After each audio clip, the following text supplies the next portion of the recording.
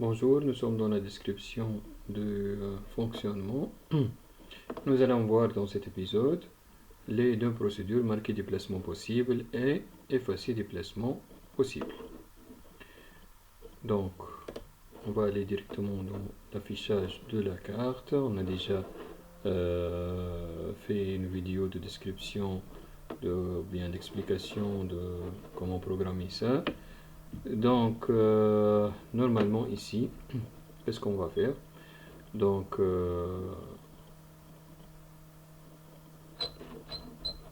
normalement, on a déjà, on nous a dit de donner un numéro. Donc, vous pouvez juste, par exemple, dans le main, après d'avoir initialisé le jeu, d'afficher les tableaux de vérification, c'est-à-dire pour vérifier que les données sont bien chargées, etc.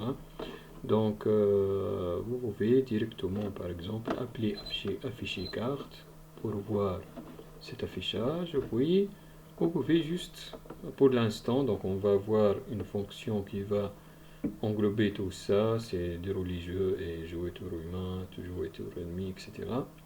Donc, mais pour l'instant, on peut avoir, après l'affichage de la carte, on peut faire un affichage, donner le numéro de l'unité à jouer. Donc, on peut se contenter de cet affichage pour l'instant.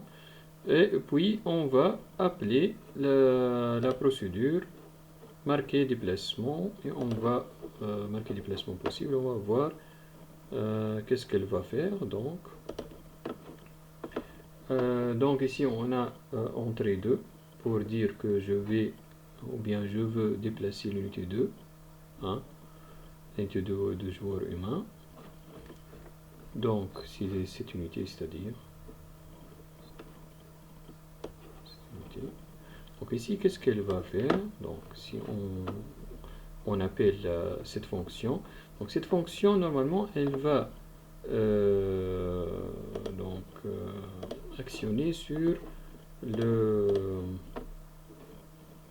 champ marque. Hein, elle va marquer les cases avec 1, c'est-à-dire elle va mettre 1 dans les cases où le joueur 2, celui-là, où il peut se déplacer, c'est-à-dire le déplacement possible de ce joueur. Donc, comme vous le voyez ici, donc le joueur 2 pourra se déplacer à l'une de ces cases marquées. Donc, comment on a obtenu cet affichage? Donc, normalement, on a avant de... Donc, ici, c'est un appel d'afficher carte encore une autre fois. À chaque fois, on va appeler afficher carte.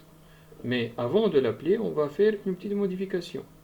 Donc, cette modification va être faite par la procédure marquer déplacement possible. Qu'est-ce qu'elle va faire, cette procédure? Elle va marquer ces cases par 1. Donc, on va mettre normalement 1 dans le champ marque, donc qui est initialisé initialement par 0, donc elle va mettre 1 dans toutes ces cases. Donc, pour dire que normalement, est-ce que c'est normal ou non? Donc, le joueur 2, donc normalement, son nombre de mouvements maximal c'est 4. Donc, normalement, il peut se déplacer donc 4 pas en avant, ou bien 1 à gauche et 3 en haut, ou bien 2 à gauche et 2 en haut. Donc, toujours la somme de ces déplacements à gauche, en haut, c'est 4. C'est ça. Donc ici, même chose. Donc 1, 2, 3, 4. Ou bien 1 et 3 en haut, ou bien 1 et 3 en bas, etc. Donc ça fait que elle ne peut pas se déplacer dans des cases autres que les cases marquées. Pour faciliter aux joueurs de, ici par exemple, il nous donne, est-ce que vous voulez déplacer? Je dis oui. Et il me dit, donner la ligne de la case à jouer. Donc, normalement, on va donner donc, la ligne et la colonne de la case où on veut se déplacer réellement. Donc, la ligne et la colonne de la case qu'on va donner, donc, ne va pas sortir de ces cases marquées. C'est ça. Donc, c'est pour ça qu'on remarque ces cases pour que le joueur ne se trompe pas des cases où il pourra se déplacer. C'est ça. Donc, comment on va faire ça? Donc, il y a plusieurs méthodes, mais la méthode qu'on va adopter, hein, qui est, donc, normalement, c'est une méthode simple et facile. Donc, qu'est-ce qu'on va mettre? On va considérer donc ce petit tableau composé de donc l'emplacement du joueur, ligne courante, colonne courante. Si on appelle cette ligne colonne de cette case du joueur, ligne courante, colonne courante. Donc on va considérer le tableau qui est entre la case ligne -4, colonne -4. Hein, et la case, ici, cette case, plus 4, plus 4. Et ligne plus 4, colonne plus 4, ligne plus 4. Hein, donc, toujours on va considérer ce petit tableau, ici, ici, comme ça, comme ça. Donc, qui est entre ligne -4, colonne -4, et qui va donc on va le parcourir ligne par ligne. Donc, de chaque ligne de colonne -4 à colonne plus 4. Hein, c'est ça. Donc, on va parcourir ligne par ligne, et à chaque fois, on va calculer dans chaque case, est-ce que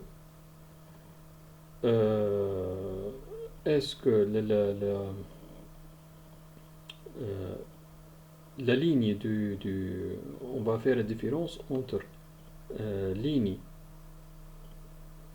cette nouvelle ligne, c'est-à-dire, et la ligne courante du joueur, et la colonne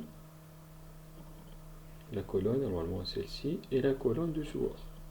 Donc, on va faire la différence. Par exemple, ici, si on fait la différence entre la ligne et la ligne du joueur, donc cette ligne et la ligne du joueur, on va avoir 4. Et cette colonne et la colonne du joueur, on va avoir 4. Si on fait 4 plus 4, on va dépasser le nombre de déplacements. Hein, pour atteindre cette case, normalement, on va faire 4 déplacements, 4 déplacements. Donc, comment on va tester? On va, à chaque fois, pour avoir le nombre de déplacements pour aller à cette case, on va faire la différence entre cette ligne de cette case. Par exemple, si on a un I et J, hein, donc la ligne I, donc on va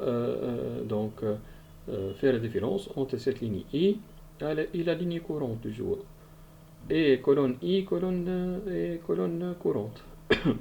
On va sommer ces deux différences, la différence des lignes et la différence de colonne. Si cette différence est supérieure au mouvement que peut faire c'est-à-dire le mouvement que peut faire l'unité, donc cette case ne sera pas marquée. Par exemple, si on est ici, on va parcourir ce tableau, on a dit, hein, case par case. Si on arrive ici, qu'est-ce qu'on va donc avoir? On va avoir cette case. La différence entre cette ligne et cette ligne, c'est 4. La différence entre cette colonne de cette case et la colonne de cette, donc c'est 0. Hein? Donc c'est la même colonne, donc c'est 0. Donc 4 plus 0, c'est 4. Donc c'est inférieur ou égal à mouvement du joueur. Donc c'est bon. Donc dans ce cas, hop, on met la carte IJ.marque égale à 1. C'est ça. Donc si la différence de ligne plus la différence de colonne est inférieure ou égale à unité joueur c'est-à-dire à ligne, non, c'est au mouvement de cette unité, hein. Donc on va normalement avoir oui, c'est ça, c'est le mouvement. Donc, on va avoir le mouvement en paramètre.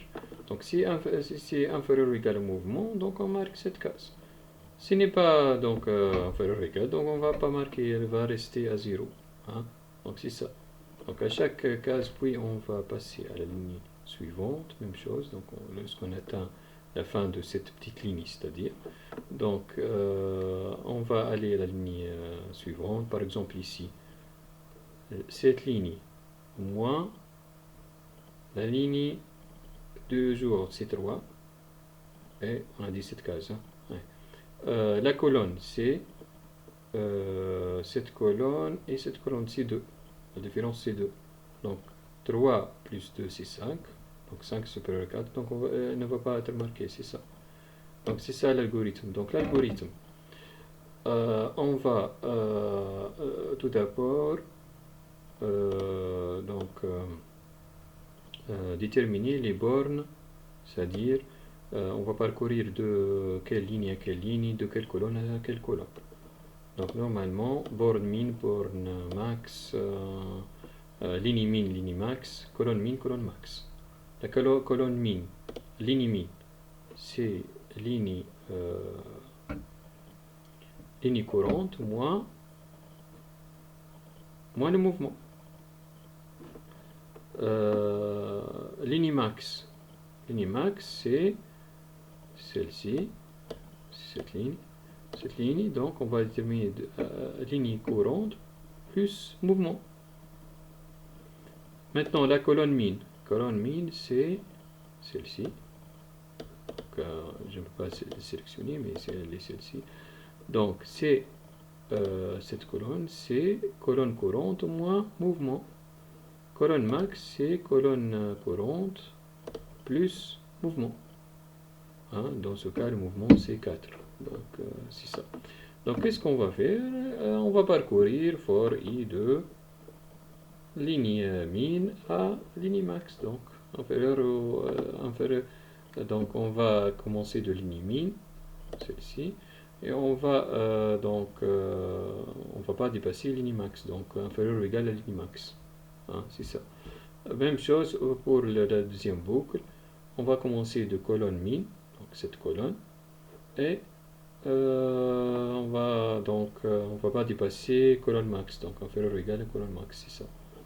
Et dans ce petit tableau, bien ce carré, qu'est-ce qu'on va faire? À chaque case, on va faire la différence de lignes entre cette ligne et la ligne courante. Et entre cette colonne et la colonne courante. Mais il faut faire attention à une chose. La différence doit être positive. Donc si elle se trouve qu'elle est négative, on va faire toujours pour ne pas avoir des valeurs négatives, on va faire la valeur absolue. Donc on va utiliser la fonction abs par exemple, qui est dans la bibliothèque math.h. On inclut math.h et on va faire à chaque fois, lorsqu'on fait la différence, on va mettre abs. Donc abs de ligne, donc cette ligne moins ligne courante. Donc si cette ligne i, donc ligne courante, et abs de plus, hein, abs de colonne de cette case moins colonne courante. De cette façon, on va avoir la somme, c'est-à-dire si cette somme inférieure ou égale au mouvement, donc on va marquer le case. Sinon, on va rien faire à la case. De façon à ce qu'on obtient, le tableau cellule card va être marqué, donc les cellules qui doivent être marquées vont être marquées à 1. Donc, lorsqu'on refait l'affichage, donc après avoir marqué le déplacement possible, juste on va refaire appeler l'affichage. L'affichage, automatiquement, s'il trouve le champ marque à 1, il va mettre C++. Hein, on l'a déjà programmé, on l'a pris en considération dans l'explication de la vidéo sur l'affichage de la carte, c'est ça.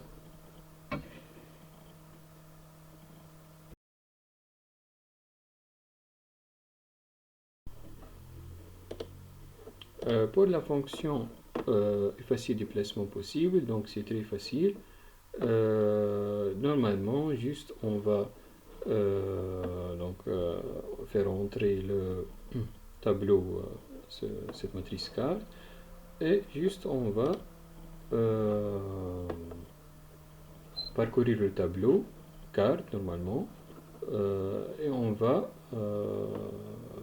mettre, donc dans chaque case on va mettre marque égale 0, c'est ça. De telle façon, si on refait l'affichage, donc il va trouver toutes les cases, les marques à 0, donc il ne va pas réafficher ces plus. Hein. Donc normalement, qu'est-ce qu'on va faire, quand est-ce qu'on va appeler marquer déplacement possible et effacer déplacement possible? Donc normalement, lorsque l'utilisateur va faire entrer le numéro de l'unité, on va marquer les cases de déplacement possible de cette unité. Normalement, juste après, on va lancer la procédure de déplacement. On va avoir une vidéo qui va expliquer comment on va déplacer donc on va demander la ligne, on peut avoir une exécution de ce procédé même si on n'a pas déjà c'est-à-dire vu c'est-à-dire le fonctionnement total et comment développer ça, juste pour voir. Donc ici, donner la ligne de la case à jouer. Donc par exemple, si on veut se déplacer à la case, par exemple celle-ci, 19, 28. Hein. Donc juste on va entrer 19, 28. Donc il va réafficher, comme vous le voyez. Le J2 est donc venu dans, c'est-à-dire s'est positionné dans la case 19, 28, et les marques se sont effacées. Donc normalement, lorsqu'on va déplacer c'est-à-dire le joueur c'est-à-dire s'est déplacé, donc normalement on appelle les fonctions déplacement qu'on n'a pas déjà vu, on va la voir très prochainement. Juste après le déplacement, avant d'afficher, on va appeler discrètement la fonction effacer déplacement pour qu'elle affiche, pour qu'elle remet toutes les marques à 0, pour que lors du prochain affichage, donc dans cet affichage, à part le fait d'afficher le J2 dans sa nouvelle case, on va aussi avoir un affichage sans les plus de marquage de déplacement. Hein, donc c'est ça.